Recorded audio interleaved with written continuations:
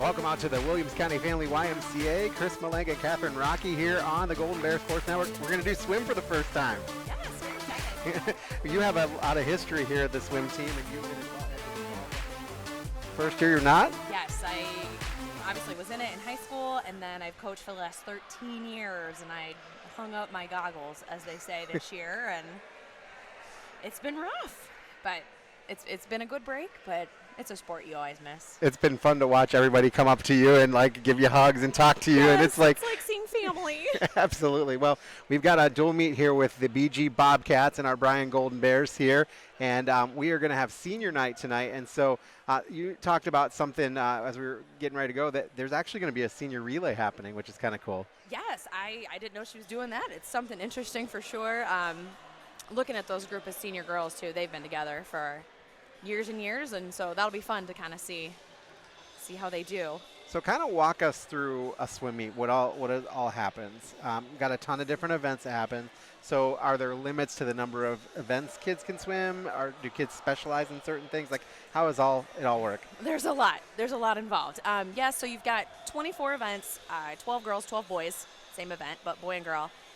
The kids can swim 4 events, 2 individuals, and 2 relays, or they can do 3 relays and 1 individual, but you can't do more than 2. And in a dual meet like this, it's a good practice in getting them all in their 4 events. It's really nice. Coach Luce does a good job of spreading the kids out and getting everybody in. Usually you limit no more than 1 heat, sometimes 2 per event, usually the 50 free and the 100 free, because they're short. They'll give you 2 heats. So you can get those JV kids in there as well, or kids that swim JV for that event. But yeah, it's looking like it's a pretty full heat sheet here. So when you are on the swim team, there's different events. So there's duels, and then are there like invitationals and things like that? So yes, most of your meets are duels, just between you and one other school. Occasionally you'll have a tri-meet when the third school gets in there, and then this team usually does about 2 or 3 big invitationals. 3, sorry. They go to Napoleon at the beginning of December for the Wildcat invite. The weekend before Christmas, they hit the Northwest Classic, also called DHLs, which is over in Bowling Green, which is nice since that's where districts are, and it's a real fast pool, and it's a real fast meet. There's a lot of D1 and D2. And then the first weekend in January, they hit Oak Harbor for the Subway invite, which is good. You see a lot of their D2 teams that they'll see come tournaments. So those are the 3 big ones. And so are we towards the end of the season at this point? We are. This is the last regular meet for these guys, and then they'll start tournament training where some of the team will start to taper off and try and hit their peak times next Saturday at sectionals and hopefully move on. The team members that have already kind of hit those times for the district meet, they'll work a little bit harder in the next week or so, and then they'll start tapering off as well. All right, we're going to turn it over to our PA announcer so that we can get our senior night information.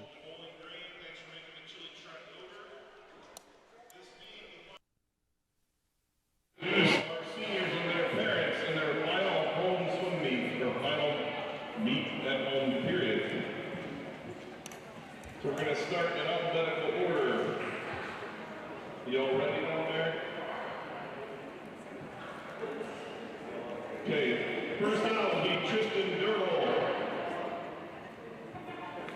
Escorted by her parents, Shane and Jeremy. Tristan has been a 4-year high school swimmer, started swimming when she was in 9 and 10s in the summer league. She has been an NHS student council and Interact. Her future plans are to attend a 4-year university and major in criminology. Accolades throughout her career have been NHS Scholar Athlete, Rotary Luncheon, Kiwanis Student of the Month, ABC All-Star Award, and a district qualifier. Her swim memory, she says on a serious note, my favorite memory was from my freshman year when I cried watching my brother Jeremy's senior night in front of the whole team. And last year during district dinner, we got Coach Rocky to give us the bus keys to the boys so we could switch buses. It was terrifying trying to sneak out of Buffalo Wild Wings in front of the senior boys. So congratulations to Tristan and her parents.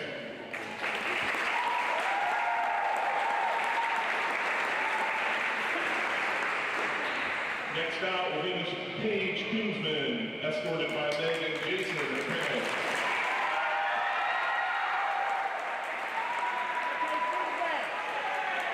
This is Paige's first and only year in high school. She was a diver prior to this, and she swam when she was young in Cubs and on up until about 11 and 12. Her other school activities are volleyball, dance, FCA, student government, and NHS.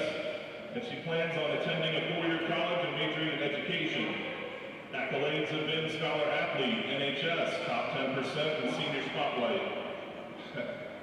And her best swim memory is when she was at B-Dubs with the team after districts last year, when Ava ate a tater tot, dosed in blazing sauce, and threw up in front of the bus in the snow with everyone on the bus watching.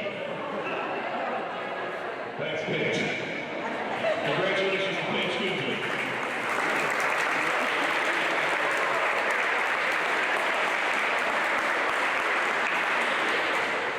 Next out is Haley Wallace, escorted by her parents, Nicole and Ryan.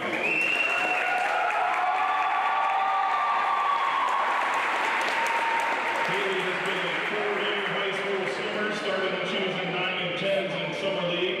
She was in light shines her freshman year in swim. She plans on getting an associate's degree in business at the Northwest Cosmetology School. Her accolades are honor roll, district alternate, surviving 4 weeks of hell, and her favorite memory is BHS freshman year when Garrett dragged people down the hallway. Congratulations to Haley.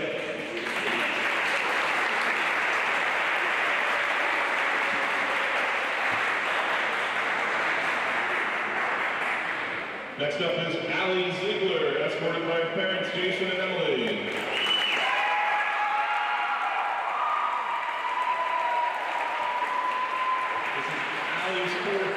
School swim. She started at age 10. Her school activities have been NHS and youth group.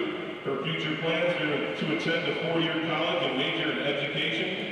Accolades have been NHS, Outstanding Scholar Athlete, 2-year district qualifier, honor roll freshman, sophomore, and junior year. And her best swim memory, her freshman year, when a veggie war broke out, Elizabeth got pushed into the lane line rail and ripped her suit. Also, my favorite DHL's freshman year, Garrett put a wet floor sign in the carpeted hallway and everyone actually turned around. So congratulations to Allie. Best wishes.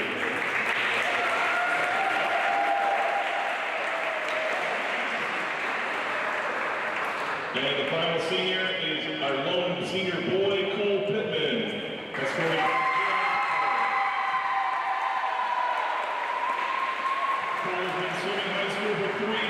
started at 11 and 12. Other school activities have been NHS, and he plans to attend a four-year college and major in biomedical engineering.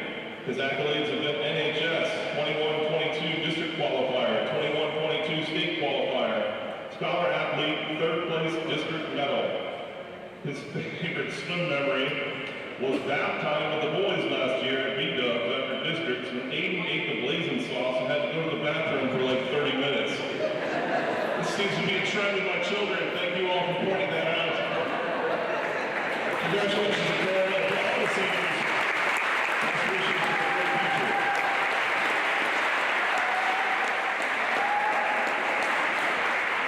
And one final announcement I'd like to make is to recognize our coach, Coach Mackenzie Luce. This is her 20th year here at the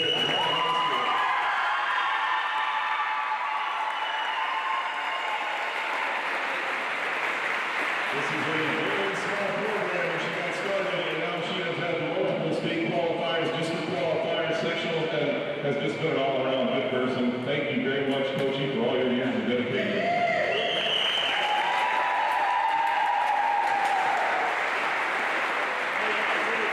There you have it, our 5 seniors.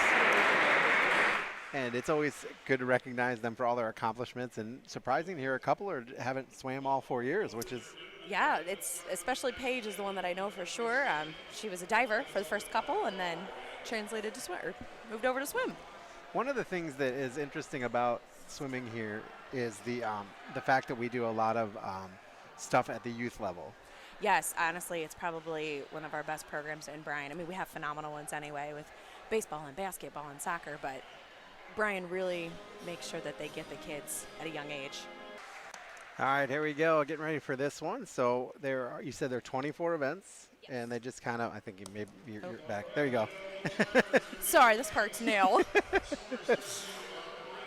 So we saw as we were coming and getting ready to go here that the Bryan team was warming up, and then they all got out, and the Bowling Green team warmed up. How do they just start running right through the events in order, or how's it all work? Yes, so they'll go front to end. Sometimes diving's at the end, and I'm not sure which way they're doing it, but yep, they go 1 through 10. The girls first, and then the boy. Diving's in the middle. Thanks. Yep, the girls always swim first, so they'll swim the medley relay, and then the boys swim the medley relay. So it does help, so you know what events you're in and when they are and when to be prepared and when not to go all the way back to the locker room. Maybe you just stay behind the blocks and yep, they'll just follow it. So kind of like a track meet in the fact that there's like a boys race and then a girls race and it's the same ones Yes. together. So Yep. that's good to go. So when we get things started here, when you're looking for your ideal swimmer, they've started this season back over the summer with summer practices. They may have swam in summer leagues and things like that. Are they trying to, you said they're trying to shave their time. Is this the point in the season when you want to get about as slow as you can get or fast as you can get? I mean, Pretty close to it. Some of them will be hitting really good times and some of them aren't quite there yet. You definitely want to be faster than you were at the beginning of the season. Swimming is a race against the clock more than anything else, just trying to improve your own time. You know, they came off of 4 weeks of Christmas break, which were not 4 weeks of break, but 2.5, which were very, very, very intense. And that's their big yardage. And now they'll start dropping, working on speed and agility. And by next Saturday, many of them should have PRs. all right, so this is the medley relay at 200 yard. Tell us about what's going to happen here.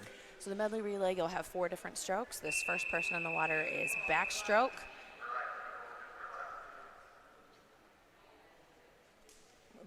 And then, yeah, each member of the relay swims a different stroke. Kind of get to let people swim what their best is. Just like at a track meet, you see the parents there with the stopwatches, so keeping time. Yep, Brian's parents are phenomenal about helping run a meet. They step up. We have timers and people running the computer and announcing and backup timers and runners. It definitely doesn't happen without those parents, and ours have always been great about stepping up. So the first swimmers here for Brian in lane 1, Nicolette Stickney, and then Bowling Green, Melanie Long, Allie Ziegler for Brian, Presley Krupp for BG, and Serenity Johnson for Brian. Yep, And you usually try to alternate lanes between teams.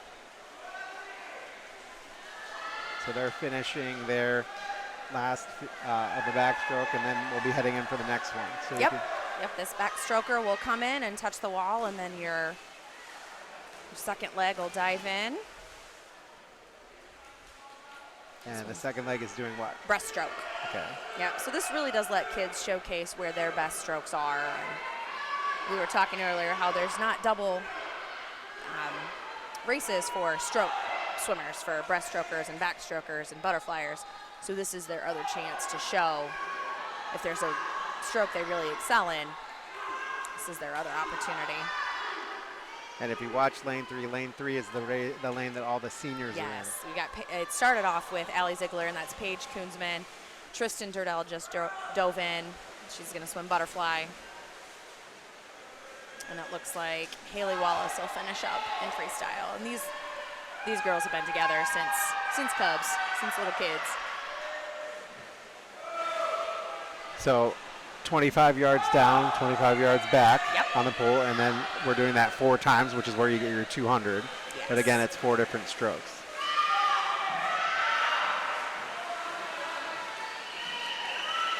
Yep, there went Haley. And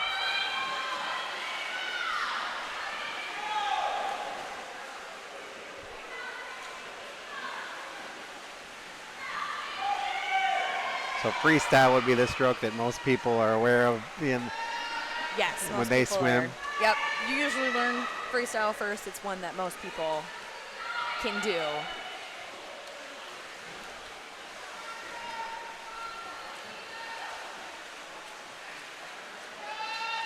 All right, so lane through is our first First Brian. First place. Done. Oh, sorry, I thought you said lane 3. We've got our last Brian one coming in.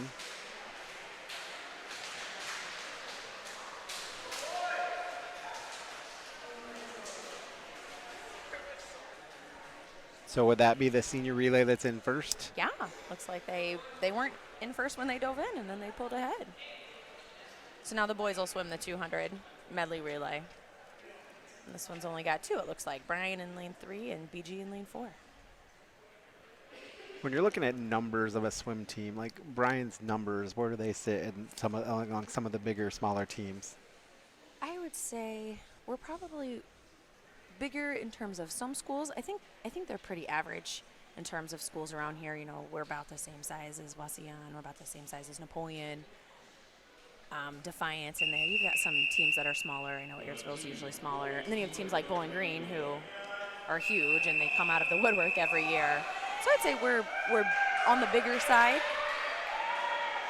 So to start here, they have to have their feet on the wall and their hands on the starting block? Yep, and they'll pull up. And there's their start. Backstroke start is one of the hardest to learn, just to make sure you don't dive down too deep or you don't do a backflip. Or. So this is Aiden Moore swimming for the Golden Bears and Colin Sargent for the Bobcats.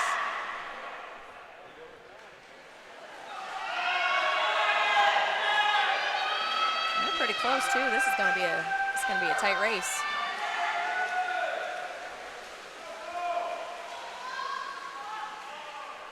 Looks like the BG Bobcat got a little bit of a faster quicker start. drive. Yep. Yep, off of that block. And again, 2 pretty evenly matched breaststrokers too. This will be a good race.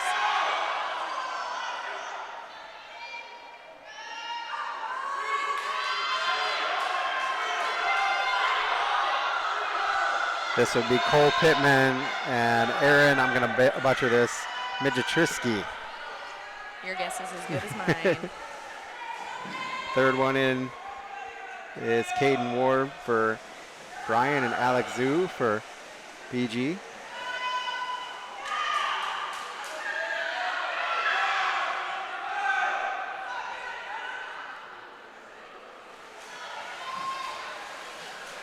Looks like BG's getting a little ahead. Yep. Let's see what Griffin Davis can do. Dylan O'Connell is the swimmer for BG. Griffin Davis for Brian.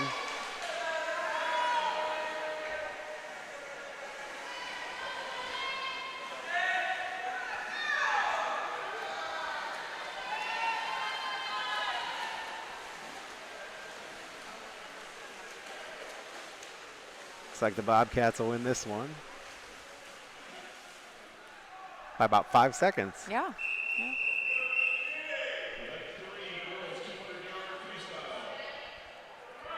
This is another 200, so another down and back 4 times. This one's all freestyle.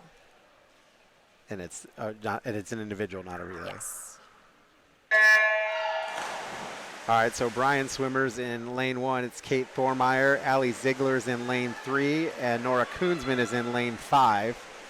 For BG in lane 2, Ella Ostrowski. Maddie Desmond in lane 4, and Izzy Espinoza in 6.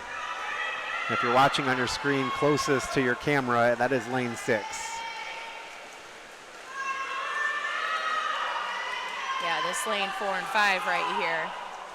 Maddie and Nora, they're going to be pretty close to each other. I always find the 200 an incredible race just because it's not really, it's distance, but you don't really have time to relax. It's almost an all-out sprint for technically 8 laps, I guess. What is the longest that you swim? Is the 200 the longest? The 500. The 500. The 500 is 20. It's long enough they have to have counters at the other end so you don't lose track. So on your scoreboard, as the clocks are stopping, that's showing you the split time? Yes, where they are when their feet hit the pad at the start of the lane. And it's good for them to see where they are and for coaches to see where they are and whether they need to be. And you'll see Coach Luce, she'll sometimes make hand motions that the kids know is pick it up, or she knows where they want to be, telling them where they are, because you don't have your head high enough to actually look at the clock, or at least you shouldn't. So she kind of can help them gauge. So the BG Maddie Desmond and Nora Koonsman are in the lead here. Maddie just a little bit ahead of Nora. Just a little bit. We'll see if Nora picks it up this last 25.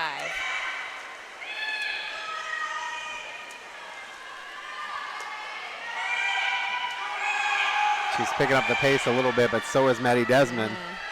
This is one where if you notice, they're kicking pretty hard. This last 25 has got to come down to your legs because you're pretty tired after that. So it's all about moving the whole body in there, getting the arms and legs. And so Maddie Desmond wins this one by 2 seconds only.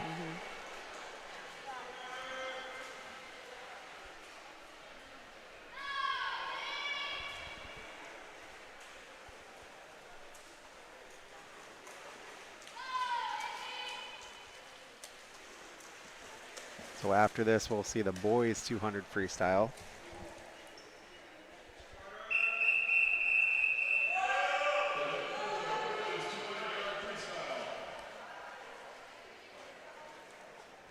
The swimmers for Brian in lane 3, Carter Luce, and lane 5, Chris Allspaw.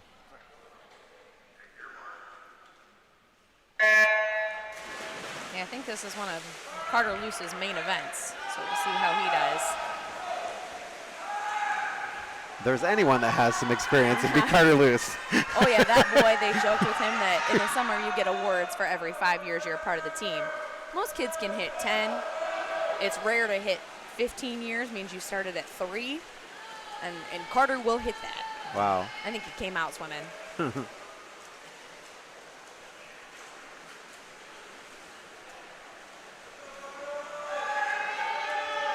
And Carter's in lane 3, and Chris Allspaw's in 5.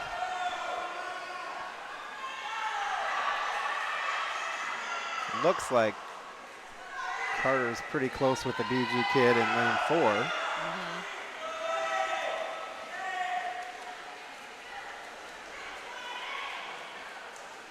See if he can hang on to lane 4, but he's also got to keep an eye on that lane 2 right behind him. And that's Coach Lewis will preach, breathe into both sides of the pool so you can see both lanes on either side of it. But it looks like Carter's noticed him, so that's good.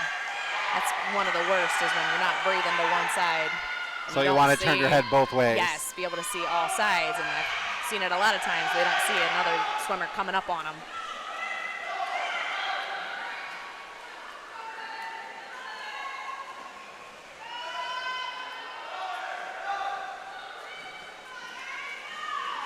They get a pretty good kick as they flip.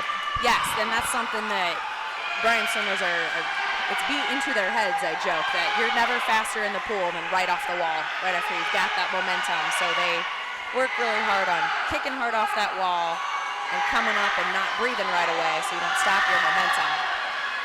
Ooh, this might be tight. Yeah. Carter's really picked it up. He will get in the second. He's got in there. And that's your finishes are close too. That's why they really work on finishing on your side and stretching your arm out as quick as you can and being as long as you can. Less than a second between first and second, and then even less, 0.4 of a second between second and third.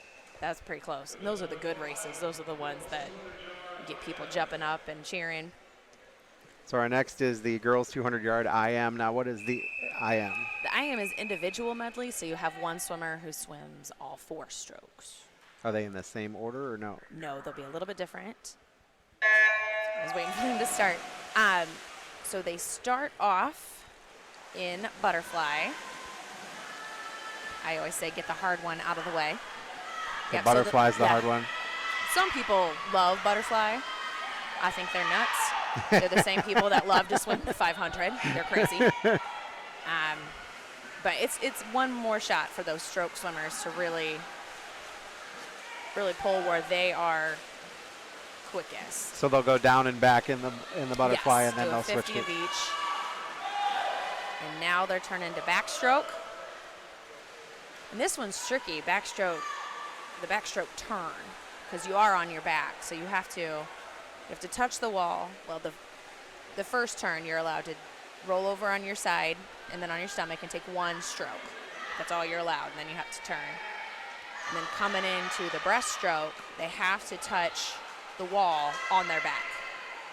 So the lanes we're looking at are Lucy Bashaw in lane 1, Tristan Durdell in lane 3, Elena Langham in lane 5.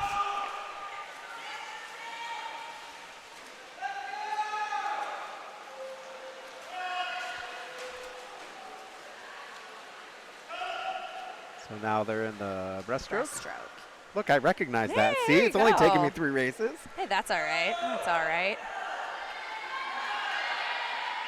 And it kind of goes both ways with the IM. You either see people who struggle with breaststroke, and so it's their slowest leg, or a lot of times your breaststrokers will take it away, and it's kind of what it's looking like in lane 4 with Ella Billy, it looks like, from BG. I'm wondering if she might be a breaststroker. She seems pretty strong.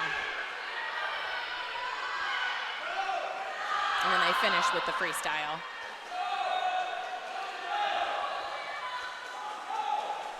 She's got a pretty big lead right now.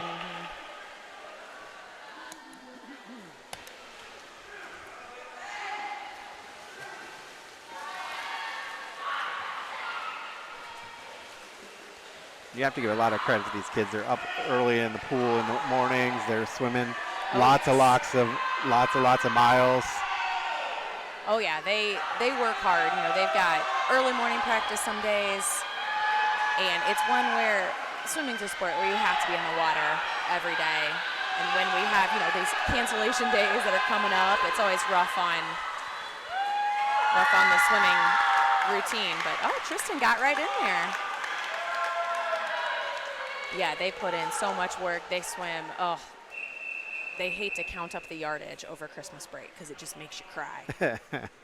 Just the amount. I mean, they'll dive in at noon and get out at 3 and have swum almost the entire time. So for BG, it looks like Ella Billiot, it was her winner in lane 4. And Tristan Durdell was just behind her.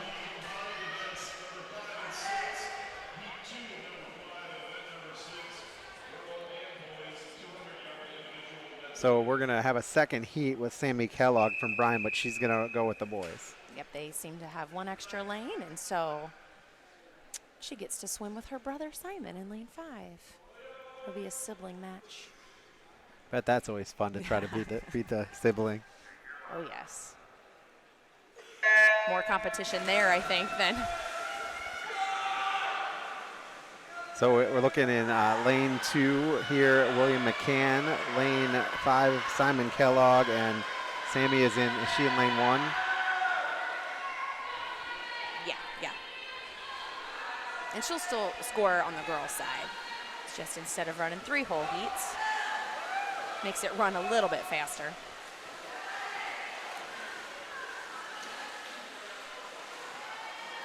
And this is the same, they're doing the 4 different strokes? Yep, they'll start butterfly into backstroke, into breaststroke, and finish freestyle.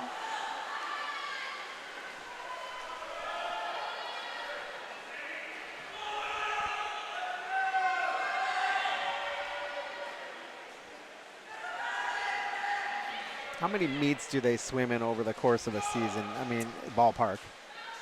Oh, gosh. I know your limit is 16. Okay. You can't have more than 16 competitions, and that includes invitationals.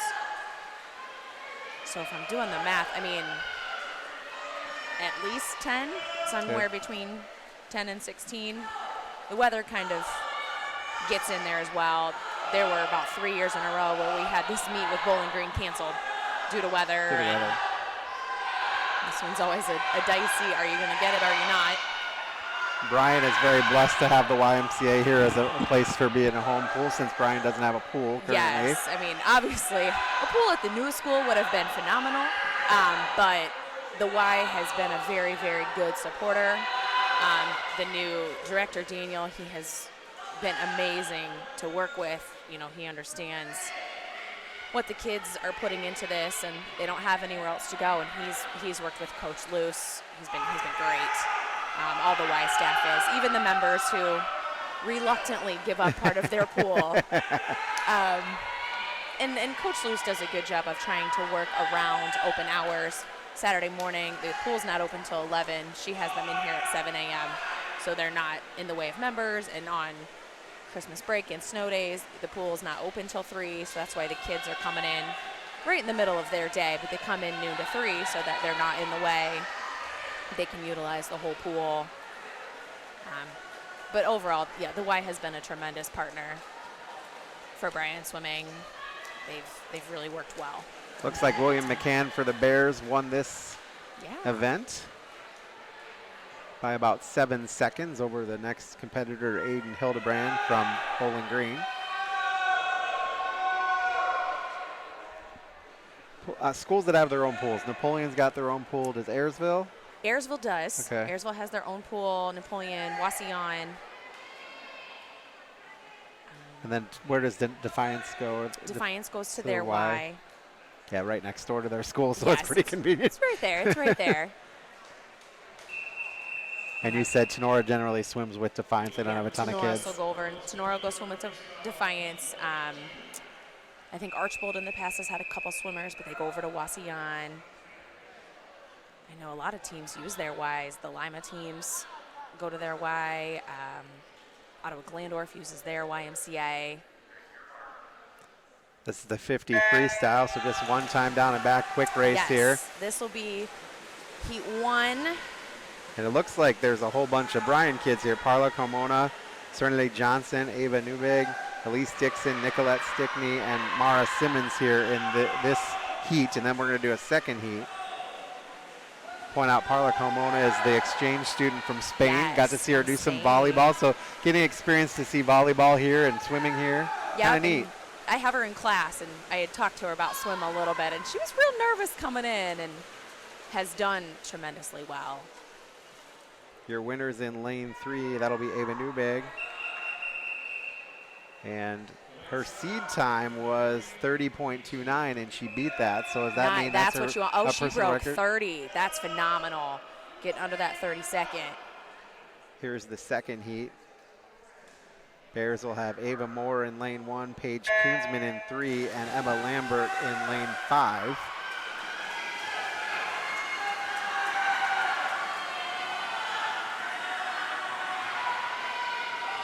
This is the event where you'll see maybe a couple seconds here and there between first and sixth or first and eighth. When you hit the district meet at Bowling Green and the state meet in Canton, they'll be all within tenths of a second of each Wow. other.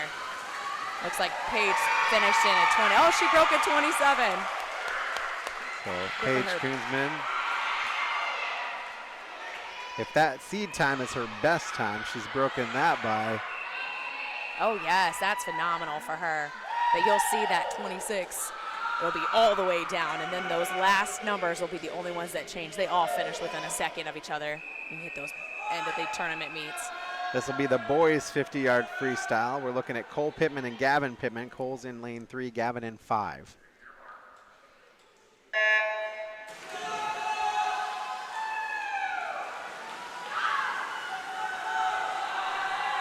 Do we have 5 lanes of this one? It looks like only 4. Oh, there we go. Okay, I started running 5 times. I thought I missed something. Well, yeah, it lanes 2 through 5. If you can avoid 1 and 6 or 1 and 8 when you hit those bigger pools, a lot of times the water will push off of the wall. And so you kind of get that feedback of those waves, and it's tough to fight against. The Looks like outside lanes are not fun. Cole Pittman wins this one at 25:15. And now, yep, they're going to take a break for diving. All right, so since you This is my area a little bit. since you did this, you can tell us all about diving. Oh gosh, all about it. Well, I will tell you, they keep it in the middle.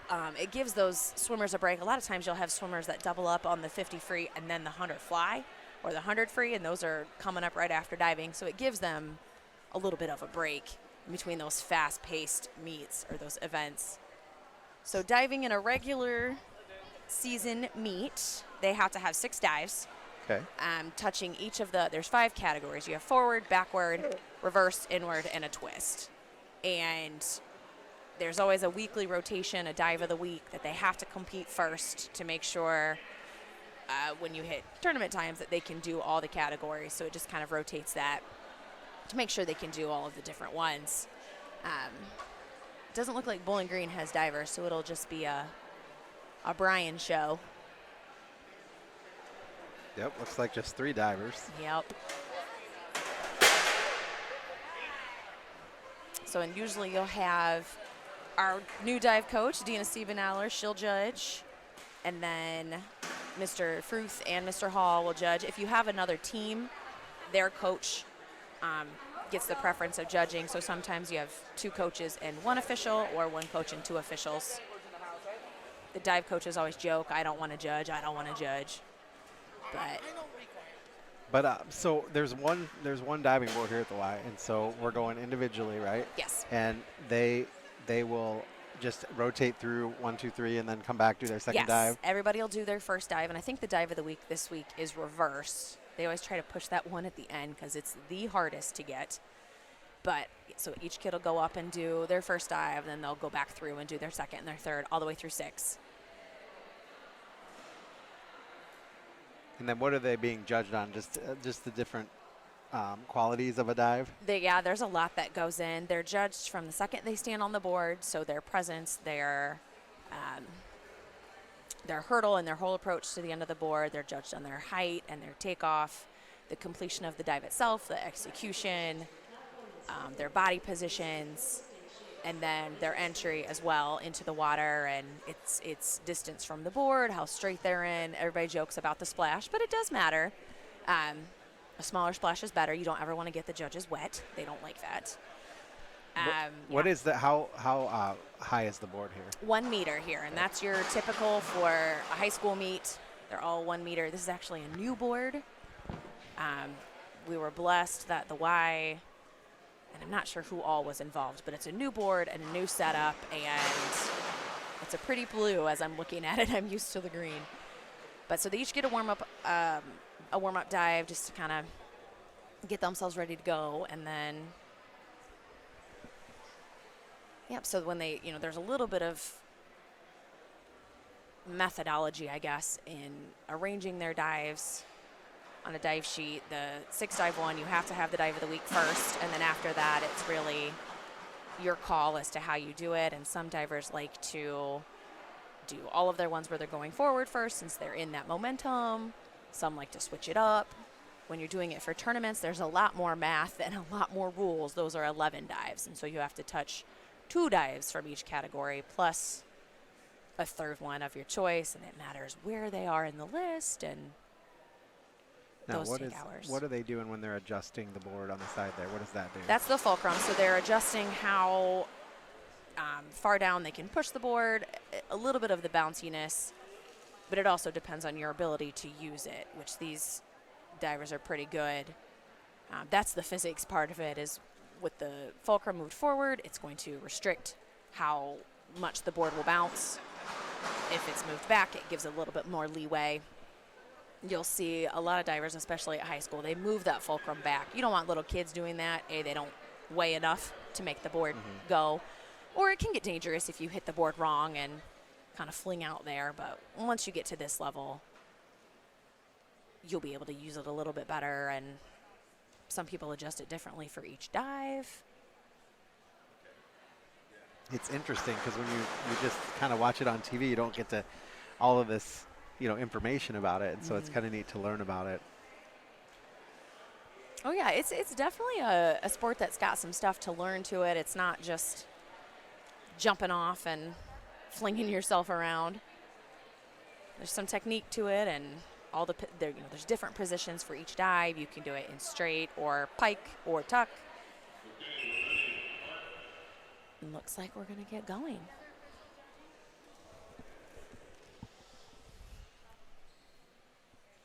I think we're waiting on the other official.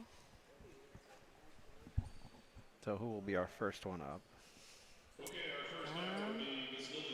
Lily Sampson. She's a sophomore. I believe this is her first year high school diving.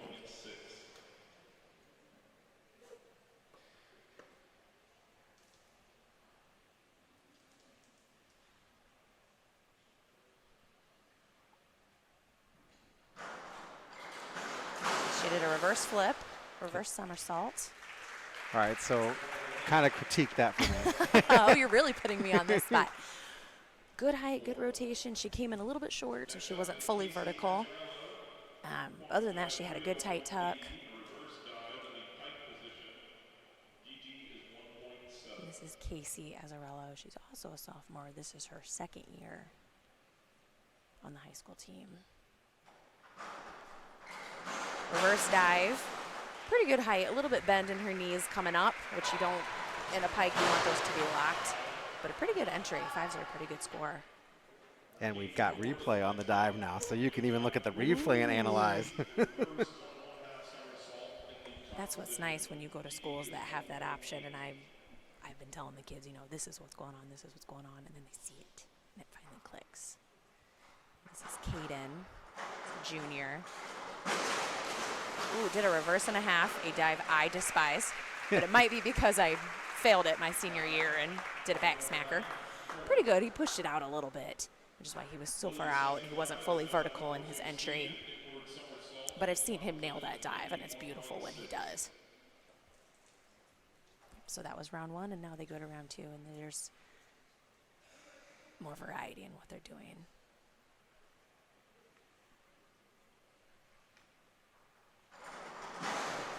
So she did an inward flip, Lily's inward flip tuck. That was actually really, really nice. Oh, yes, replay.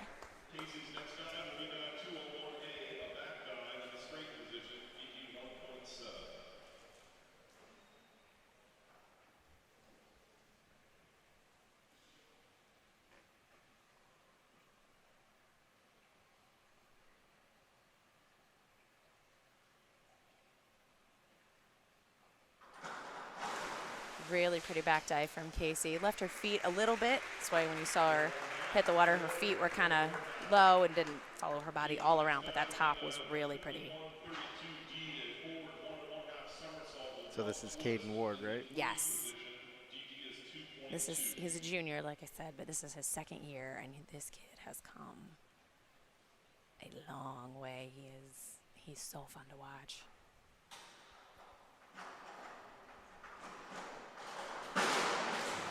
Full twisting 1.5. That was beautiful. That was beautiful. He is one that he has got height. He knows how to use that board right there. Yes, how high he gets off of there. And he's really taken to the sport. I teased him last year. He was a summer kid messing around at the pool. I joked with him and told him he was a pool rat. But he picked up the sport really well, and he is trained pretty much all year. He comes in the pool and works on it. He's been really training hard, trying to get to that state meet. Lily did a front 1.5 pike. That was nice. And they're scoring these how? How are they scoring? It's an overall score the judges give? Yes, each score from the judges gets added together, your three, and then they multiply that. Each dive is given a designated degree of difficulty. And so they'll multiply those, and then add them up for all 6 dives, and that'll be your final score. So a 1.5 pike is a 1.6 degree of difficulty, and she got 5.5, so they'll take those. Is 6 the best out of it? What is the total? It's out of 10. Out of 10, okay. I've never seen a high schooler get a 10. Okay. I've seen a couple 9s. Usually anywhere between the 5 to 7 range is pretty good.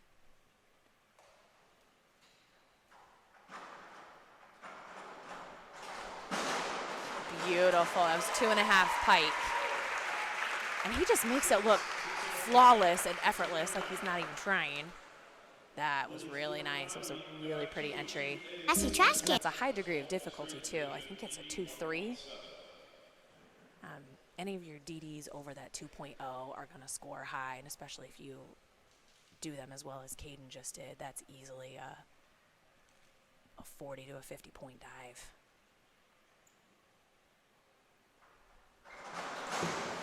And she did a backflip straight. It looked like a little bit momentum going backwards. But a really pretty straight position.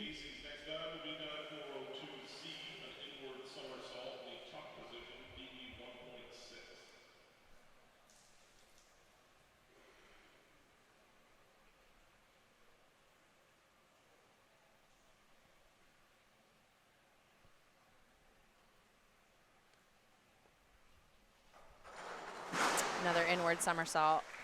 I'll tell you, those are the dives that most parents don't like watching when you're diving towards the diving board. Depending on your, real close there. yeah, it depends on your position where you're watching it too. Sometimes you just look so close.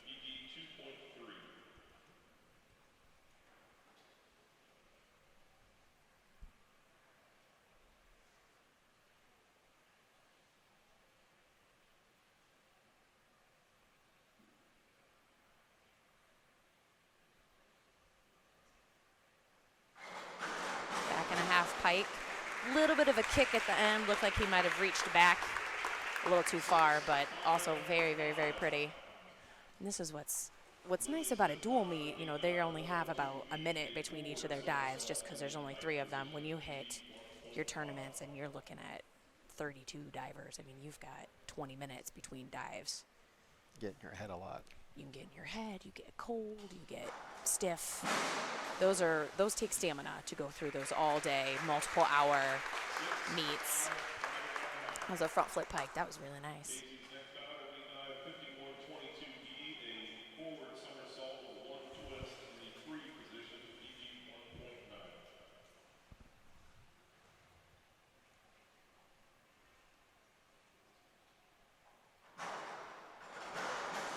Front somersault, full twist. Twists are hard to control, and she did a pretty nice job. You'll see it again on replay. Yeah. Yep, they're difficult to control where you're going to end. You've got to really spot. She did a pretty nice job.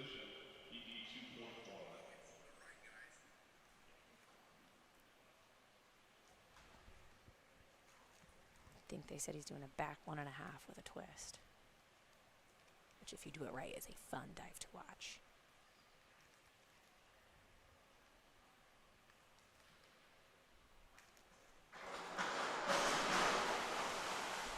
Unfortunately, he got a little lost, it looked like. Didn't complete his twist. Normally you would want to make it all the way around.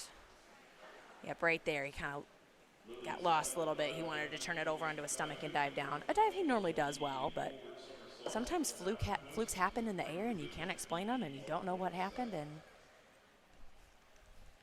I'd rather it be here than Right, in a big invitational or a big postseason. yes, get it out of the way. So that was a front flip half twist, you end facing the board. That was pretty nice. She entered the water in a nice way.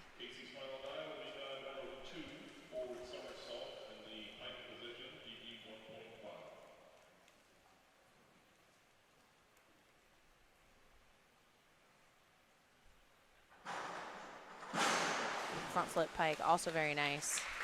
You have to time those right or you're going over and smacking on your stomach. She did a nice job. And this will be the last dive. I didn't realize we were done already. Quick, pretty when there's quick. only 3. It's nice when it's quick.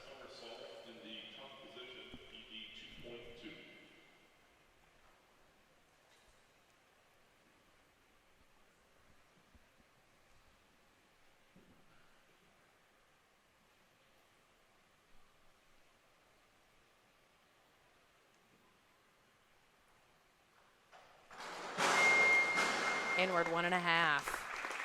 And he did a phenomenal job there. See if we can see that one again. Here it comes. He did a great takeoff right there. Got good height, nice tight tuck, good entry with those feet. That was really good. Very good. So They did diving really is well. over. We're going to take a real quick break and get back into the meet after this.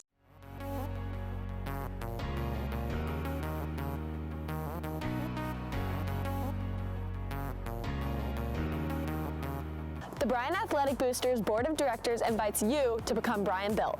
The Athletic Boosters support our athletic programs in many ways, and that support is made possible through both corporate and patron support. We are Bryan Built.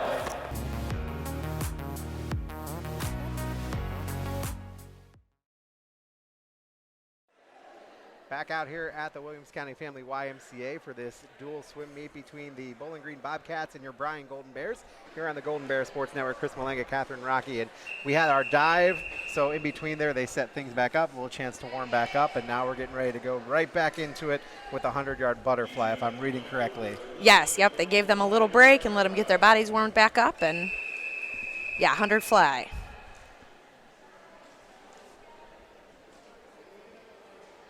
So in this one, in lane 1, we're looking for Sammy Kellogg. In lane 3, Kate Thormeyer. And lane 5, Elise Dixon.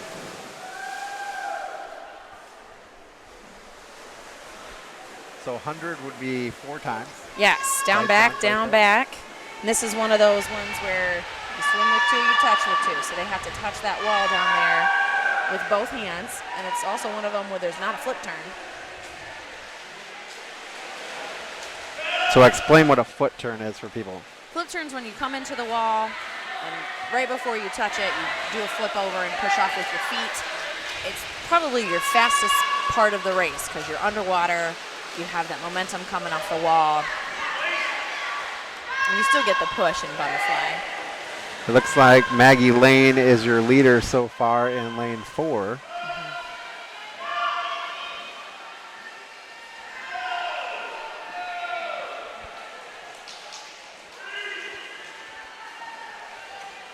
The other ones look pretty close. Butterfly has got to be the most tiring stroke there is. Once you start getting tired and you start dipping lower in the water, it's hard to come up and keep that momentum. But the ones that do a good butterfly, it is so pretty. But it's not just arms, you've got to have hips and your legs, and it's a full body workout. Looks like Maggie Lane from BG is your winner. Kate Thormeyer will be your second place, just about 9 seconds behind.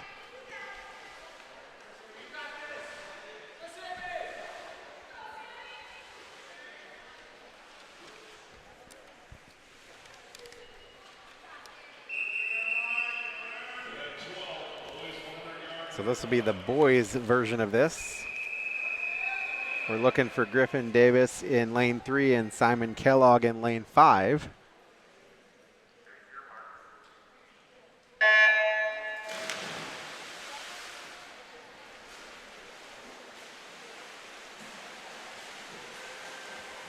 Is this about the longest you would go a butterfly as 100? Yes, there's not over 100. Most of your stroke events, there's 100 backstroke, 100 butterfly, and 100 breaststroke. I don't know that anybody would survive a 200 butterfly. So this is the first time down and back. One more time.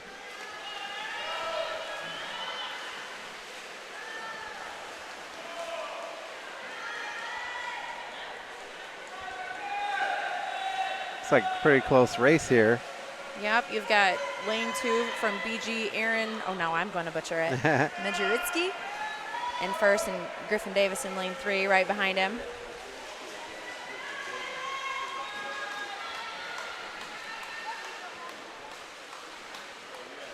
And it looks like that Griffin will come in second here. 105, that's a pretty nice time. That 102 is real nice, too. Golden Bears have Simon Kellogg here that should get to third place here. And then Jeremiah Kaba for BG is finishing up here. So between first and second, just 3 seconds difference. So fast swimming. Yeah, pretty good race. So this will be the 100 free, and then there's going to be 2 heats of this. Yeah. We're looking here for Emma Lambert in lane 1, Nora Koonsman in 3, and Ava Moore in 5. This should be a quick one for sure. This is your second fastest race of a meet. You can just see the splashes so much more. Oh, it's all about your feet. The 50 is tough because you've only got one go around. If you mess up on your flip turn, you don't really have time to recover.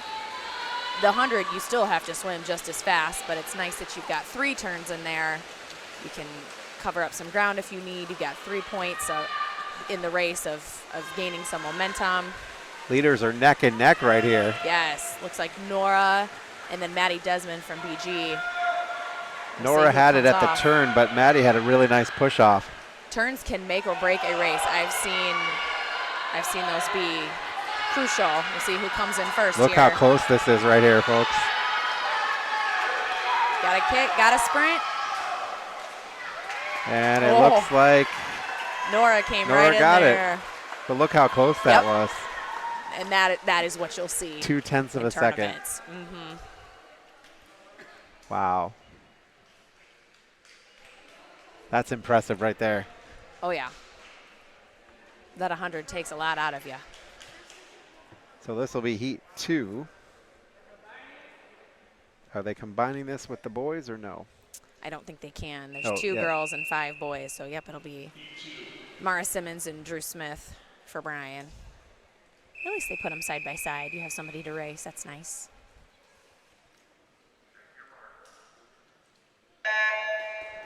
And just that push off the board or the starting block. Yep, that's the start of your race. And unfortunately, I've seen a couple where you slip or you have a false start, and it can really set your tone. But if you've got a good start off that block, there are some kids who it's incredible how fast they fly.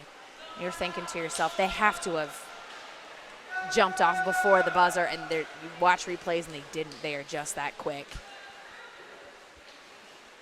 First down and back is over. Here's the second one.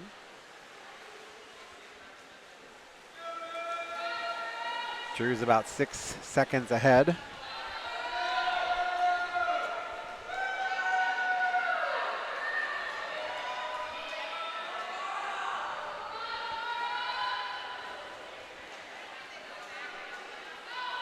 I like the encouragement that everybody that's not racing gives to the team.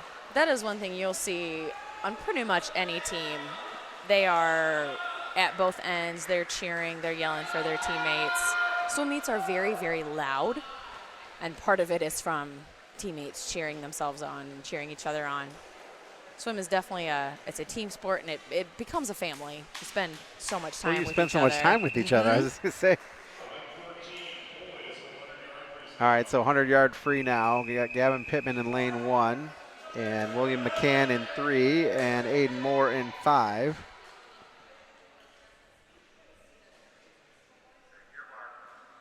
Gavin's a sophomore, I know. Yep, Gavin's a sophomore. Will is a freshman, and Aiden is a sophomore.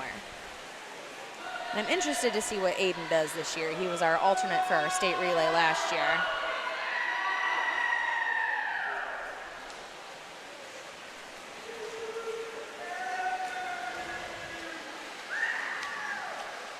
Looks like Gavin's in the lead. Oh, maybe not. No, that's Alex Zhu from BG. There you go. He's up there in lane 2.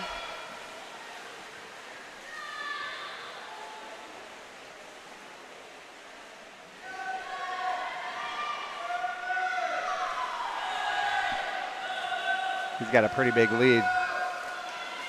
Yep, he's pretty secure in that first. Looks like Will McCann's going to end up in second.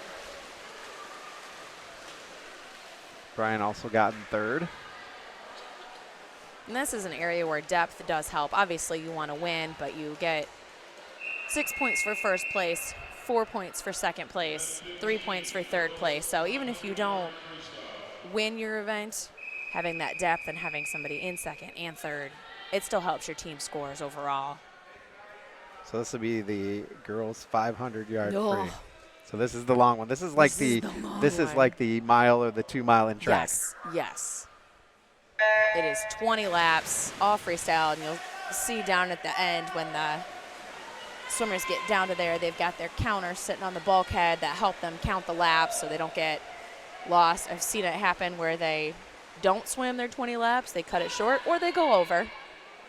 Elena Langham is in lane 1 for the Bears. Allie Ziegler will be in lane 3, and then Tristan Durdell will be in lane 5. Yep, and is this about pacing yourself? Yes. Yep, they'll have a time in mind. All 3 of these girls, I'm fairly confident, will be looking to swim this event come tournaments, so they'll have a time they want to finish. And so you'll see coaches watching their time for each 50, telling them, thumbs up, you're in a good spot. If they kind of do a wheelie motion, it means pick it up a little bit. They know about where they need to be paced at each 50 to hit that goal. And usually the first half, the kids do well at following the coach's instructions. That second half, you know that they see her telling them to go faster. They just don't always. They don't always have that left. Or I used to laugh at my brother. He would swim the 500. And when he knew he wasn't pacing as he should, he would breathe to the other side so he didn't have to look at coach. Mm-hmm. So they're telling them what the next back is? So they just swam the fifth length, so they'll put down 5. And there's even rules to counting, which I didn't know. At one meet, we were short a person or something happened, and I ended up counting. And I didn't realize you can't flip the number until they're down here at the other end. Oh. I thought I was being prepared and ready and flipping it and getting ready, and one of the referees kind of yelled at me. And I said, there's rules? There's rules to counting? There's rules to everything. There are rules to everything. So they'll have the numbers all the way up to 17, and then when they've hit 19 and it's their final 25, it'll be a bright orange or a bright red square that lets them know, hey, you're done. And when they hit that last 50, the referee will have usually a bell down here at the starting line to kind of signal and let them know this is your final one. Because it is so long, you lose count, you kind of get into a rhythm in your head. I used to ask them, what song are you singing during these 5 or 6 minutes that you're in the water? Well, it's interesting. You see, like here at the Y, you come and you see like the distance swimmers that'll come in and like the older people that'll come in and just swim laps. And they're doing that. They may be doing a 500 or more, but like they're certainly a lot slower than these guys. Yes, I've seen them come in and they'll swim for like 45 minutes and not stop. It's not this pace, and they, I think, breathe a little bit more than these kids do. But yeah, it is. I remember taking my lifeguarding class, and I had to swim a 300, and I went, oh, goodness, without stopping. And I thought that was a lot until I thought, there's kids who race faster than that and for longer. So what makes a good distance swimmer? A good distance swimmer, you've got to be able to use your walls. You've got to be able to push off with some momentum. You've got to be able to keep your technique the whole way through. The good distance swimmers can keep that. They can keep kicking the whole time. They can keep their arms. In freestyle, you want to kind of keep your side open as you're coming through, so you don't want to get sloppy and start smacking the water. Well, about halfway through. Yes, you want to keep from burying your head down and getting tired and sinking in the water. It definitely is a stamina race, and they've got to keep that method, keep pulling water with their arms and kicking it with their legs. Good ones you'll see kick all the way through. Yeah, and you just have to have that technique and have it pretty solid to last for 20 laps. How important is breathing at a distance? They usually get into a rhythm where they'll breathe every, third or fourth stroke. And you can do that here. In a 50, you want maybe 1 breath on your way back. 100, you'll get 2 on your way down, 3 on your way back. There's a method there.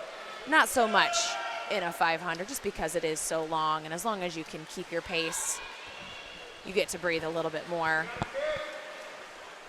And one thing that the coaches are always looking for when they do that, though, is making sure you don't breathe right off of your turn, because that just slows your progress. And anytime your head's up above water, it's a pause for sure. So if you can keep your breathing low.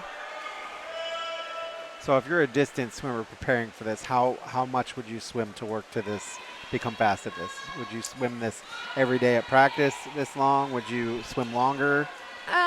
Sometimes you'll do this. A lot of times you'll do the same warm up and the same sets and the same bulk workout as everybody, especially through the first half of the season. Once you come back from Christmas, they'll start doing pace work. So where some of your swimmers are focusing on their strokes and some of them are focusing on their sprints, a distance swimmer will start swimming 50s that are timed and getting their pace work down. A good distance swimmer will know when they've done a 50, they'll know about how fast they were going. A 50 or 100, they can start to feel that themselves and know, okay, I've got to pick it up or I've got to slow it down, or very rarely, I guess, do you want to slow it down, but kind of gather where they are in their pacing. This time of year, they're probably at least swimming a 500. You don't want to overkill it, but at least some timed 50s and 100s to know where they are. Looks like the Bobcat swimmer in lane 4 is in first. That is Maggie Lane. And the Golden Bear in lane 3, which would be Allie Ziegler, would be in second.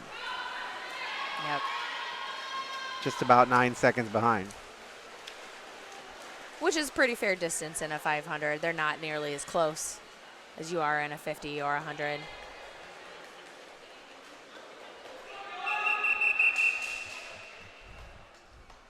There you have it. So now the boys will do it. Oh, yes, and when you hit those invitationals and there's 10 heats of these, and usually it's when a lot of coaches will go get a snack if you don't have somebody swimming. Looking for Carter Luce in lane 3 here and Chris Allspaw in lane 5. Nice push off the board for Carter Luce there. Oh, Got yeah, a good jump. starts from both of those boys. I think these were the same two that swam the 200, so these must be the distance swimmers.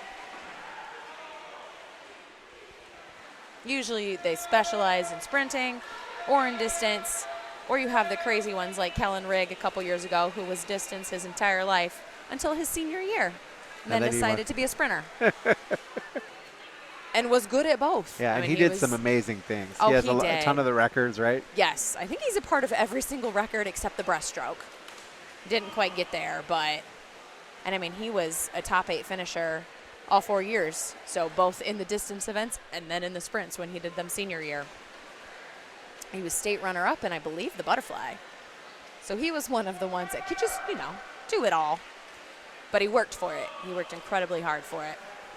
It's a great tradition of swimming here at Bryan. It is. It's a good tradition. A lot of times it's a family. I think we're on the 4th Pittman to swim with Gavin. His 3 older brothers did, and I'm pretty sure his younger sister swims. So there's a family there. Aiden Moore is the 2nd Moore. So it carries down.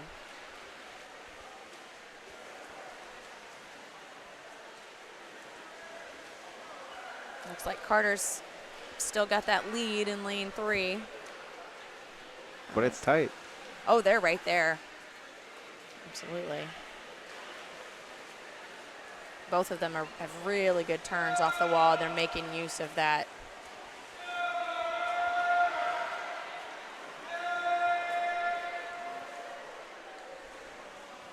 I noticed he doesn't look over. Carter didn't look over too much, but right at the end there, he snuck a peek at the lane next to him. Well, yeah, you don't want to get too caught up in who's next to you, plus turning. It's easier in a freestyle to see. You do want to see where they are if somebody's coming up on you. You need to make sure you pick up your pace. Want to know where that competition is. He seems to favor his right side when he's breathing. Or maybe there's where his coach is, /mom. Coach/mom. Now he'll come up and, yep, he'll turn to this side and see.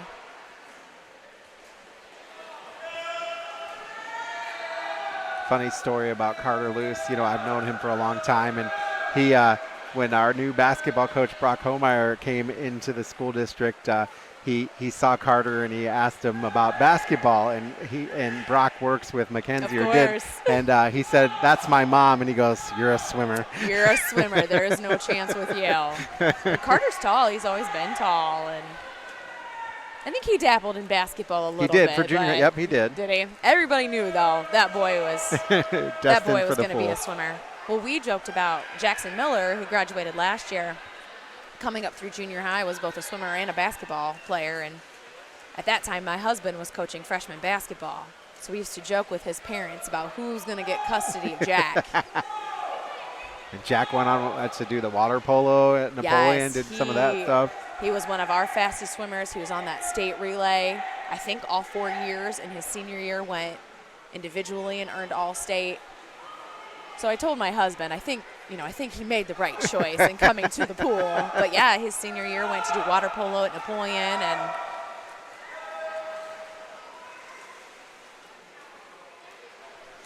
just impressive watching these guys. oh yeah. And some of them will come up and don't even look winded, and I'm like, you'd be dragging me out of the pool. There's no way. Looks like Carter's opened a little bit of a lead up. A little bit bigger lead than he's had. That's where all of that training and Christmas break comes from. Just that cardio, that ability to just keep going, getting that stamina in. They'll swim a 500 as a warm-up. I mean, so he's holding strong to his pacing, it looks like.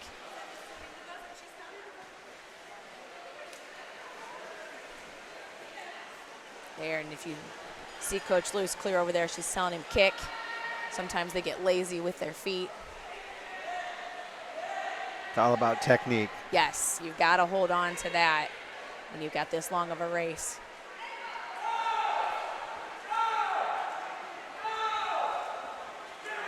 And I've often asked them if they can hear that yelling when their head comes up. And there's the bell for the last 50.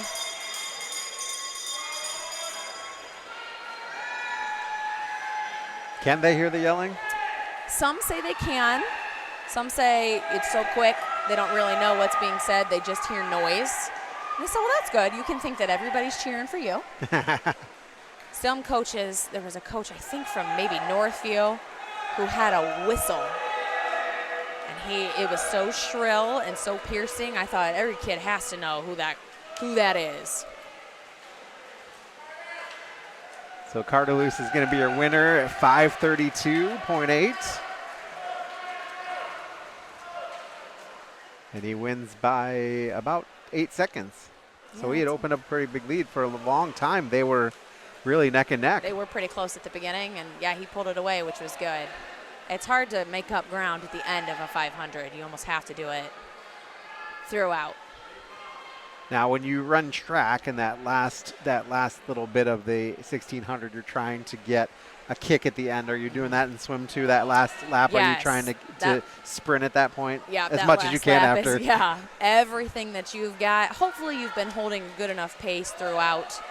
But yeah, you'll definitely see some of them pick it up that last 50 and swim it a little bit quicker, just because you know the end is right there.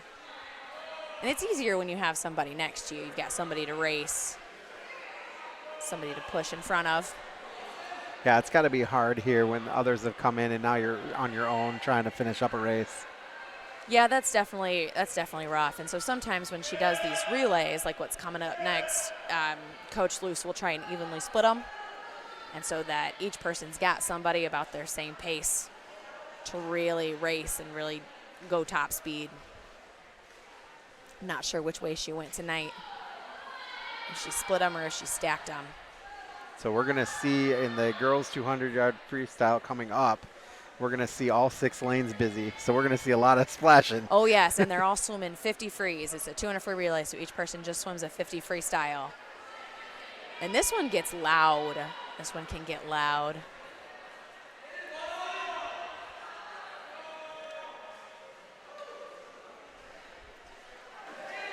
The last little bit here.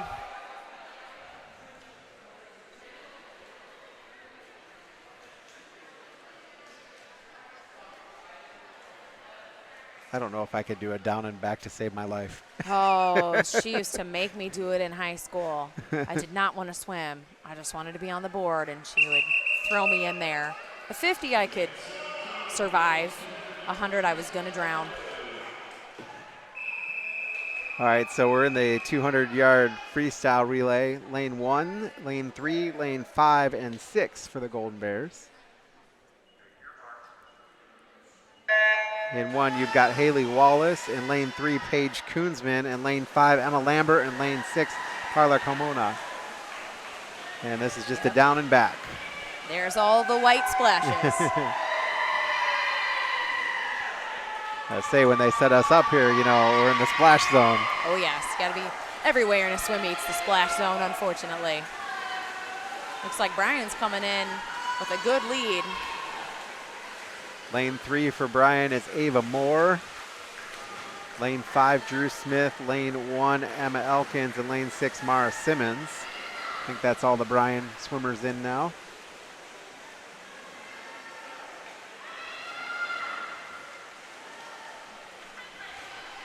Bears lane 3 still in that lead. Yeah, it looks like Allie Ziegler getting ready to dive in. Kylie Ziegler's in lane 3. Lane 5, Kate Thormeyer. Lane 1 was Lucy Vashaw. Lane 6, Sammy Kellogg. And this is one of those, they'll start to work as we get towards tournaments on their relay takeoffs right there, because those are also important to have a good exchange. Well, it's not an exchange with no baton, but So Nora Koonsman will get in. it's my favorite of that relay is it's a Koonsman sandwich with Paige Koonsman first and Nora fourth. Ava Newbig is in lane 5 for the Golden Bears. Lane 1, Elena Langham.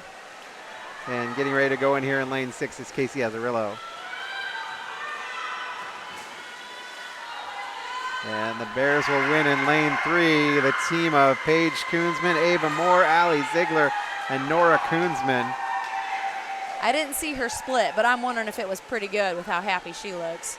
Well, a minute 31. They've got this as a seed time of a minute 46. So if so, that's 15 seconds.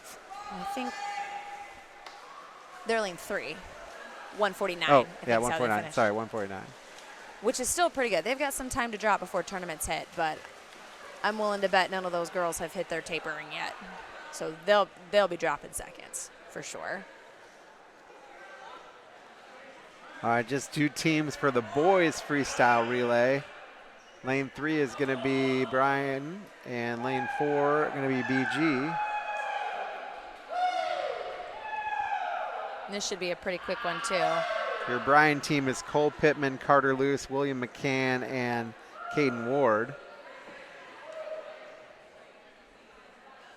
And then your BG team for this one is Alex Alvarez Munoz, Aiden Hildebrand, Lawson Rhodes, and Jeremiah Kaba.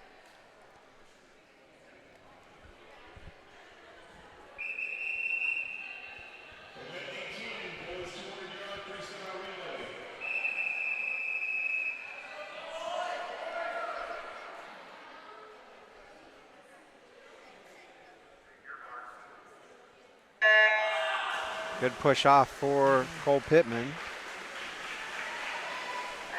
And they're This neck might and be- neck. Yeah, this might be a good one.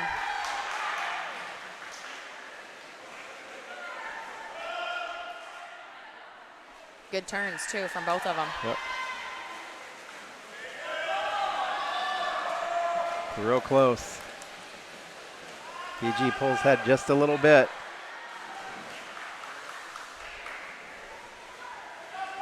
And again, even the second swimmers here, Carter Luce and Aiden Hildebrand. Looks like Carter might have been a little bit ahead coming into that wall. I mean, you go and do a 500 and then all of a sudden you're doing yes. a 2 or a 50. Oh my goodness. Third one in for the Bears is Will McCann. Lawson Rhodes for BG now. Brian's starting to pull away a little bit.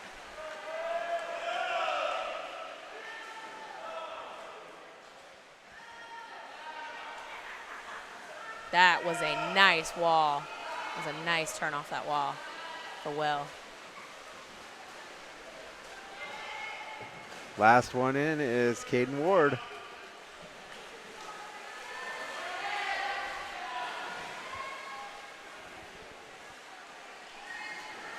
He's making up some good time, the BG Oh, yeah. racer.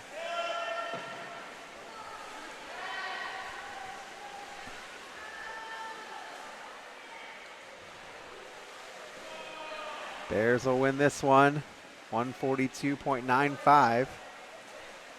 Just a split, a little bit longer than their seed time coming in, so they're swimming pretty consistently, which is good. Once those boys hit taper, they'll start dropping too. So this will be the 100-yard backstroke. And we're going to have lane 1 with Lucy Vashaw, lane 2, Melanie Long for BG, lane 3, Serenity Johnson for Brian, lane 4, Blair for BG, lane 5, Drew Smith for Brian, and lane 6, Izzy Espinoza for BG.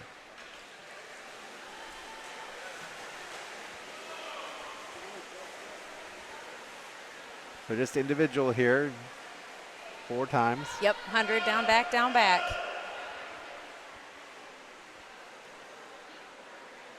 There's one more Bear swimmer, Nicolette Stickney, who will be going with the boys to fill in their heat.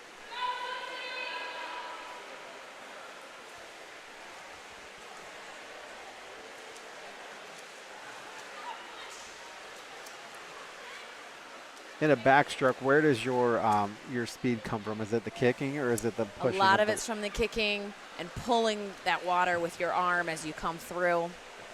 You've really got to, if you watch them, they're kind of rolling from side to side as they're doing that stroke.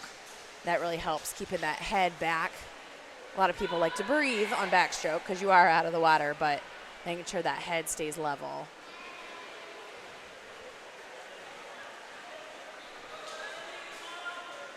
Looks like Melanie Long from BG is in the lead here. Yep, and you've got Serenity and B that look pretty close. Serenity will come in second.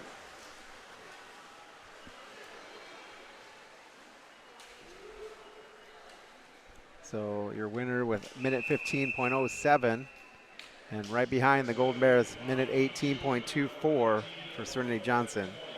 Yep, when they're swimming pretty close to their seed times, you know they're in pretty good standing. All right, so this is the boys 100 backstroke, but we're also going to have Nicolette Stickney in for the girls. She's in lane 1. Griffin Davis for Bryan's in lane 2. Aiden Hildebrand is in lane 3 for BG. Aiden Moore in lane 4 for Bryan. Lawson Rhodes for BG is in lane 5, and Caden Ward for Bryan in lane 6.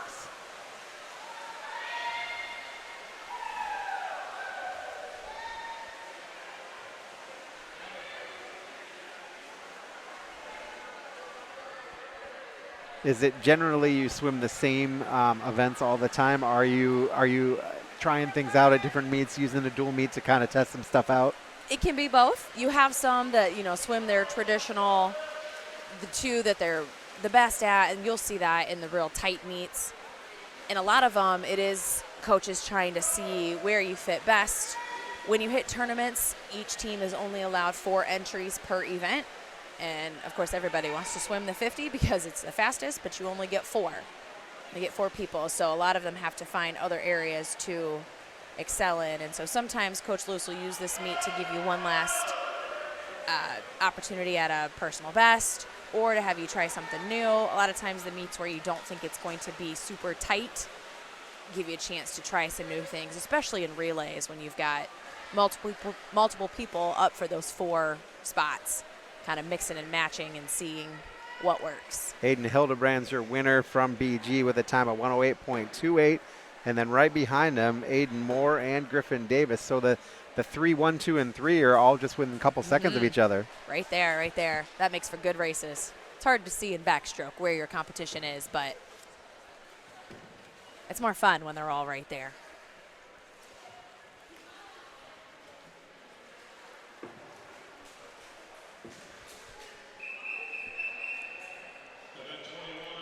All right, so we're going to do the girls' 100-yard breaststroke. And there's going to be 8 of them, so we're going to do a second heat with the boys. So here for the Golden Bears in lane 1, it's Elma Elkins. Lane 2 is BG's Kaylee Billiot. Lane 3, Paige Kuzman for Bryan. Lane 4, Ella Billiot for BG. Lane 5, Haley Wallace for BG, or for Bryan, excuse me, and in lane 6, Kelsey Sargent for BG. And breaststroke's all about timing. I think a lot of people think it's probably the easiest to learn because that's what you learn when you're little, you know, your frog. But it's all about the timing and the reach of your hands and the movement of your hips, staying low to the water. Like you'll see lanes 3 and 4 doing a pretty good job of staying real close to the water in their breath. You don't want to come up too high or you waste that time. Paige Kunzman and Ella Billiot are neck and neck in this one. Yeah, that one's going to be close. You want to really move forward when you're driving those arms ahead of you, really make that movement and gain some ground. Breaststroke's a slow stroke for sure. So any movement that you can get pulling through the water. Paige is clinging to a very slim lead. And she will get it Good job. by just a second. Yeah, that was pretty close. It's just one where every little movement is a part of that stroke. You can't leave one piece out. So with minute 17.91, Paige Koonsman will win that 100-yard breaststroke. Okay, and we've got a couple of girls in the 100 here that'll be in this heat. Paula Carmona will be in lane 1, and Ava Newbig, both for the Golden Bears. And then in lane 3, Colin Sargent for BG. Cole Pittman is in lane 4 for Bryan, and Jeremiah Kaba in 5 for BG.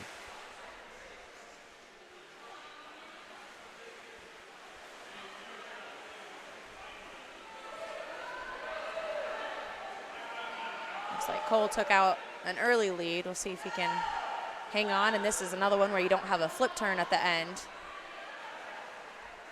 so it doesn't give you quite as much momentum. So again, neck and neck, lanes 3 and 4. Pretty close. We'll see if he can hang on to it. He has it right there at the turn. Yeah, he's got to keep those long arm movements. And gliding through at the top. There he goes. And he just did a little glance over to his right. Almost couldn't see it. Trying to see where that lane 3 is.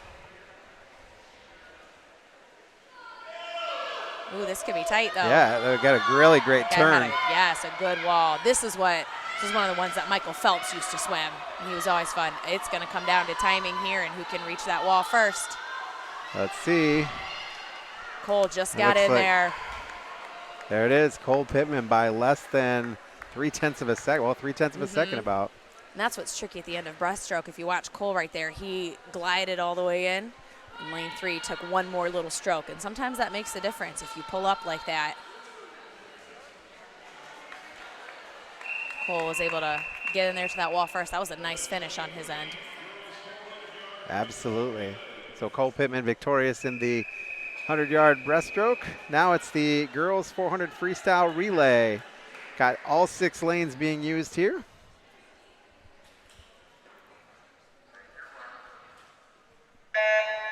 Lane 1 for Bryan, Lucy Vashall start things off for BG. In lane 2, Ella Billiot.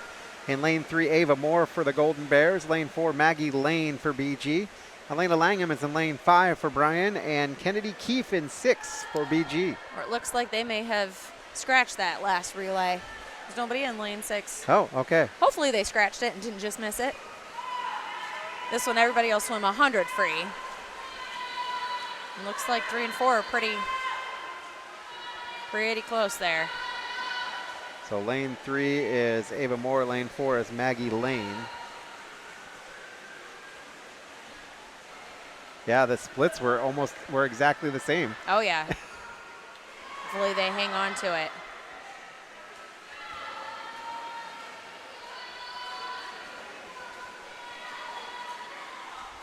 This one, it looks like Maggie Lane may come in just a hair ahead. We'll see what leg 2 does. All right, so now in leg 2, Serenity Johnson is in lane 1 for the Bears. Maddie Desmond in lane 2 for BG. Emma Lambert's in lane 3 for Bryan. Ella Ostrowski is in lane 4 for BG, and Ava Newbig is in lane 5 for Bryan.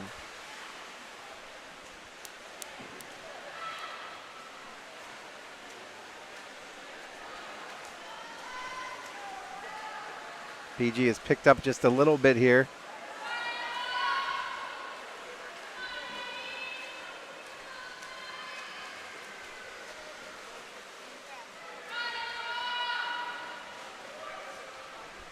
Yeah, the other 3 lanes are spread out a little bit.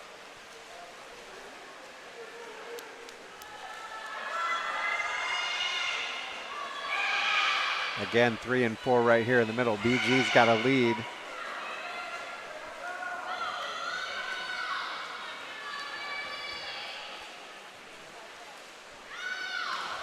They'll dive in a little bit ahead of Bryan.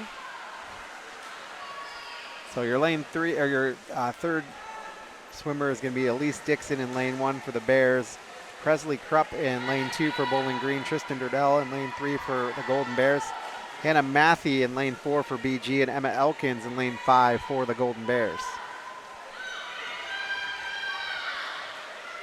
Looks like Bears have cut it just a little bit. Cut down that lead a little bit. We'll see what this next 50 and that final leg can do. It's a lot of different theories in track if you're going to put your fastest runner as your anchor, your fastest runner as your start. What do you generally do in swimming?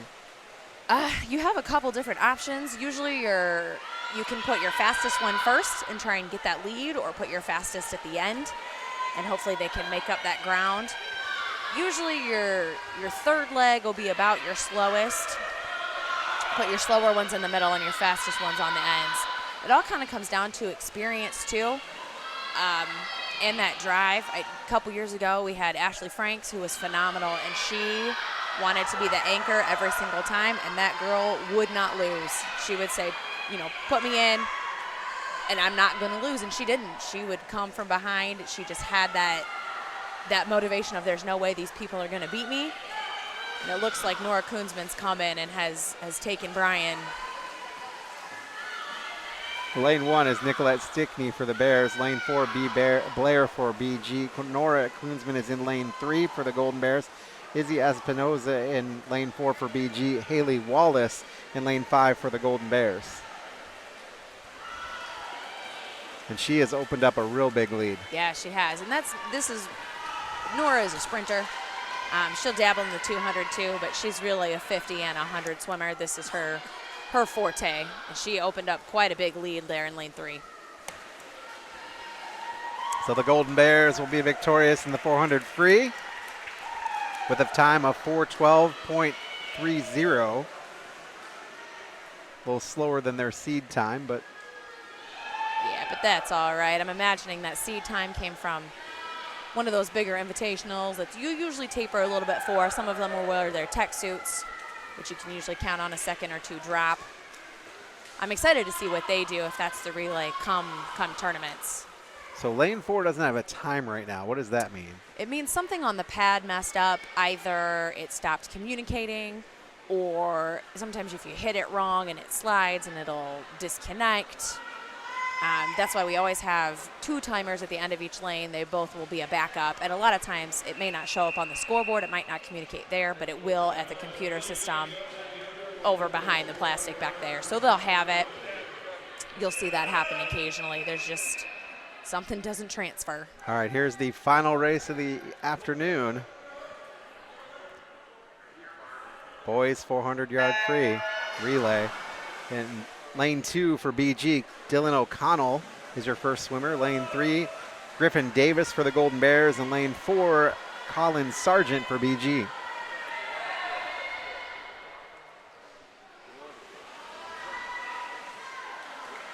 All 3 pretty close. BG with a slight lead. Yeah, BG's right there with Brian right on his tail. See if they can hang on to it through their second 50. Looks like Davis has picked up just a slim lead right now. See what happens on the turn. That's a pretty good BG wall. got a great wall right there. Yeah. That's why your walls are important. They can definitely make a difference. They're pretty close coming in here to the second leg. They are. And so the next one in is for lane 2 for BG is Jeremiah Kaba. Lane 3 for Brian Carter-Luce. And lane 4 for BG, Aiden Hildebrand. Oh, and looks like Carter has definitely taken that lead in lane 3.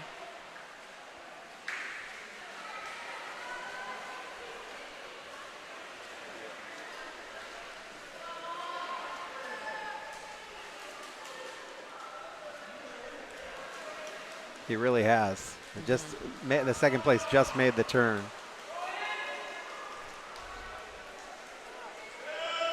He's a full second ahead at the split. I think the BG swimmer just swam the breaststroke as well, so he's probably trying to recover a little bit. Or it looks as if lanes 3 and 4. I don't think either of those boys were in the breaststroke, so they've had a little bit more rest. Final swimmer in for the Golden Bears or not, sorry, third swimmer, Will McCann is in. And now for BG, Alex Zhu. That lane 4 is picking it up, though. Yeah. He's coming in hot. That was a really good wall. Let's see if Brian can hang on. Nice wall.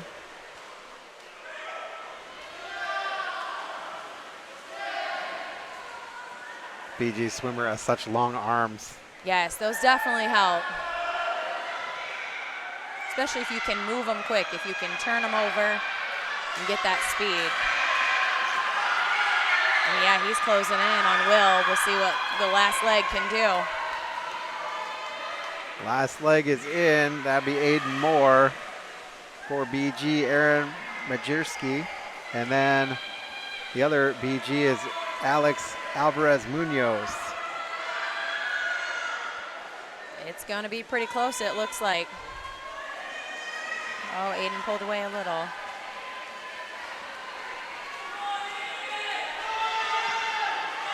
.150 left. Just down and back.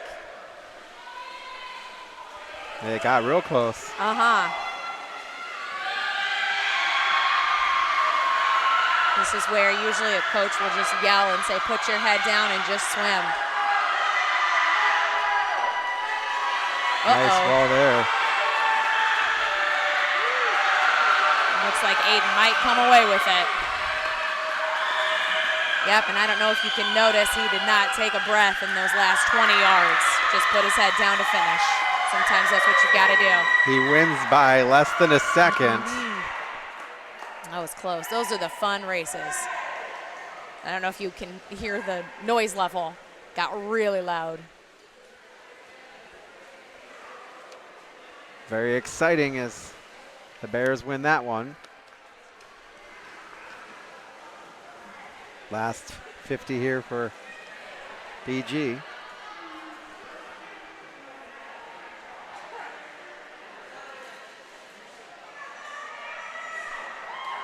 Gonna see if maybe we can get Coach Luce over here, have a little chat with her after it's all said and done. Signal to her across the pool.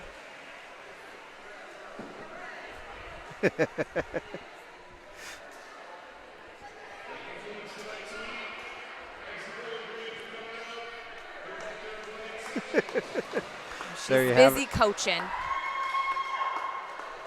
Everybody will head in and splash one more time, a little dive. They'll probably do a little cool down, and then BG will head home, and Brian will clean up the pool. Or we're going to do cannonballs, apparently. Let's take a quick break goofy. and maybe come back with Coach Luce after this on the Golden Bear Sports Network.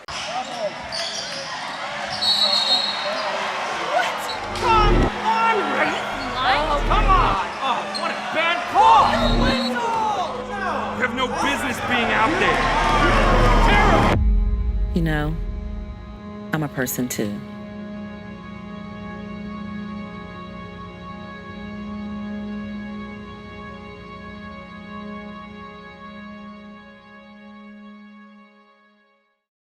Back out on the Golden Bear Sports Network here from the Williams County Family YMCA. Chris Malenka, Catherine Rocky.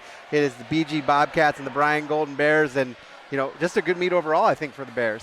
That was a great last meet for them. They seem to be in good spirits. They're still swimming pretty fast times, which is what you want to see as they head into that tournament season, that they haven't lost any ground. They're pretty consistent, and that's what you want at this point in the season. Well, we definitely appreciate your expertise as we go through here. This will I be don't know really about hard to do by myself. But it was fun. It's so good to be back. This is just such an amazing program that Coach Luce has created, and it's a wonderful thing to be a part of as an athlete, as a coach, as a family member. It's great. It's wonderful. All right, well, we're going to let you get out of here. We're going to take another break. When we come back, we're going to have Coach Luce to wrap things up here on the Golden Bear Sports Network.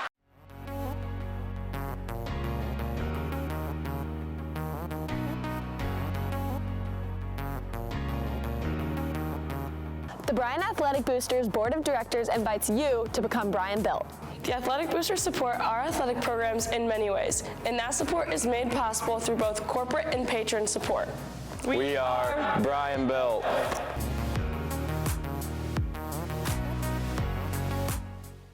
Back out at the Williams County Family YMCA, Chris Malanga, Mackenzie Luce with me, and this is fun. We do have a good time here. People forget that sometimes that we're out here, but we like to have a good time and enjoy ourselves. We work hard, but then might as well have a little fun too. This was a dual meet, and you're towards the end of your season. What do you look for out of this meet? What is the purpose of this meet at the end of the season? I am scrutinizing that's not the word, but I am looking at every little time. I'm looking at every split. I'm looking at every little small, minute little piece to tell me how do I think they'll perform in coming up in tournaments. Because for tournaments, I'm only allowed one relay team for each relay. So that you got to make some hard decisions with that because only 4 kids get to swim. And you get to use this kind of as an idea to see how they're doing at this point. Mm-hmm. When on a dual meet, it must be kind of nice because it seems like you can swim everybody. Yes, which is super nice because then I can get extra times in things and people can try out different things because along with only having one relay, I'm only allowed 4 entries for each individual event. So like tonight, I think I had 9 kids in the 50 free. I can only have 4 swim the 50 free come tournament time. So where are those other 5 kids going to be able to swim and perform and have success, because that's the ultimate goal, is to have success. And Brian has had a lot of success over the years here in the swim program. We were talking, Catherine and I were talking a little bit about some of the names, Kellen Rigg and names like that, but you have just had a constant, it's not a rebuild, it's a reload every year, and it's a different set of kids that do it every year, and it's just got to be really cool to have a program that has that kind of longevity. It really is. It's what makes it fun, and the kids can sit here and have fun and goof off with each other, and but at the end of the day, they know they've got to go and work hard, and there's an expectation there, but they all have bought into it, and they're like, yeah, I take on that responsibility of that expectation, and I'm going to work hard, and I'm going to show the world what I can do. You and I have talked in the past about how for swim, practice is so key, and you guys are really trying to build up their strength and cut those times as you go on, and it's hard work. It's very hard work. Some people don't realize it. For the average American, they go hang out at the lake for a few hours, or they go to a pool for a few hours, and they're like, "Oh, swimming's just fun." But when you actually come here and see what these kids are doing, it's incredible. The things that they put their bodies through, the challenges that they take on, the fears that they have to face every single day to build themselves up to be the best version of themselves. So I don't want you really to compare to teams of the past, but tell me a little bit about this team, how you feel about them going in towards the end of the season here. I probably shouldn't say this on air, but I'm a little nervous. We are so young. Mm-hmm. So with young kids, I don't know them as well as I would a senior to know, okay, this is what they're about. This is where they can go. This is everything that I know that they can do. So being so young, it's a hope and a prayer right now because they haven't lived through this. They don't know the pressures of sectionals where it's a live or die situation, and then go to districts where again it's live or die. There's no tomorrow if you have one bad turn. Catherine was talking about how in this meet you might see a second or 2 difference in a thing, but when you go to those next meets, it's in tenths of a second. It's tenths of a second, hundredths of a second. Yeah, it comes down to every last little thing being just right. Which can mean the difference between going to state or not going to state. I mean, we've had numerous examples of that. And Jack Miller a few years ago was 0.08 of a second kept him out of state meet. Yeah, that's crazy. All right, so let's talk about what's coming up for you guys. This was your last dual meet, and now what do we've got on the horizon? So the next couple weeks, obviously, will just be training, but our training will change once again. So just kind of going through different phases, and now we're in the kids' favorite part of training, which is called taper. Okay. Now we start to taper off the volume that we do, not necessarily the intensity that we do. You still have to swim fast to be fast at the end, but we won't do it as much. Okay. And they love this time of year. So are we talking sectionals would be the next thing? Yes, sectionals is our next thing. Okay. We have sectionals, and then we go to districts, and then hopefully on to state meet. Where are sectionals and districts held? This year we go to sectionals, we're going to Ayersville. Okay. And districts, we go to BGSU, and then state meet is at Canton McKinley High School. Okay. So you've been through all that all these years. Yeah, for a few years now. Is it 20? Did I hear 23? Is that right? Well, I took over the program 20 years ago. Okay. This is I think it's my 20th season. Wow. Wow, that's crazy. Yeah. And I do want to ask you, talk about having kids in the program of your own kids. We got to watch Carter swim a couple. What is it like coaching him? One of the hardest things I've ever done before in my life. As his mom and as his coach, I'm like, I know how much you can do. I've seen you since you were born. Yeah. I mean, and I know everything that you're capable of doing. And when you don't do it, it just infuriates me. And I think there's only been once he's verbalized, I wish my mom wasn't my coach. But it's also got to be really cool to do. At times. And just try for me remembering that line. And when we get home, I've got to try and drop it and be mom and goof off with him and nag him about doing the dishes and not about the sport. That's right.